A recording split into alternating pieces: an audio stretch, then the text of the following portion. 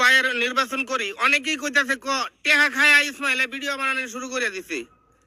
ভাই আপনারা যারা এর মতামত মন্তব্য করতেছুন অনুরোধ করে কই আল্লাহ আমার দিতে কম দিছে না।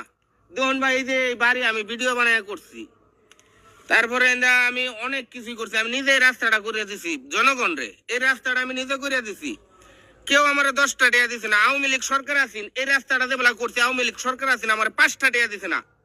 11 লাখ টাকার মাটি কাটতে আমি রাস্তা বাদশা বাজারতে পশ্চিম কালিয়ানি কান্দা, এরপরে হচ্ছে মরাগান কান্দা, পশ্চিম কালিয়ানি কান্দাতে বাদশা বাজার পর্যন্ত আমার টেহাজে আমি রাস্তাটা করে দিছি জনগণ রে। ভাই আমি কোনো নেতা না, আমি কোনো কর্মী না। প্রিন্স ভাই হইছে উনি আসলে একটা যোগ্য মানুষ, বুদ্ধিমান লোক, ঠিক আছে। উনি যদি এমপি হয় কয়েক বছর পরে উনি মন্ত্রী হইব। মন্ত্রী হইলে ভাই আমার এই আল্লাহ উন্নয়ন করতো না।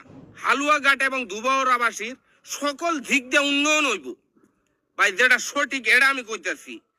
তো কালকে আমি কমেন্টটি পড়িয়া মাথাটাই নষ্ট হয়ে গেছে।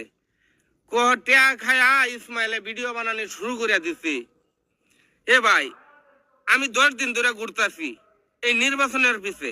10 দিনে আমার 20,000 টাকা আমার পোহারতে খরচ হয়েছে। আমার পোহারতে 20,000 টাকা খরচ করে আমি নির্বাচন করতেছি।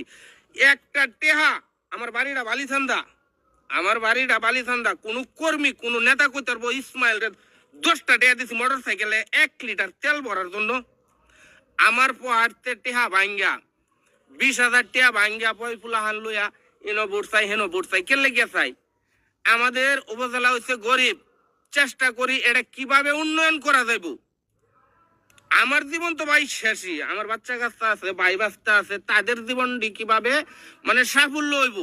এই কারণে আমাদের প্রিন্স ভাইকে আমি সকল দিক দিয়া সকল মানুষে কই উনি একটা যোগ্য মানুষ, উনারে আপনারা ভোট দিবেন।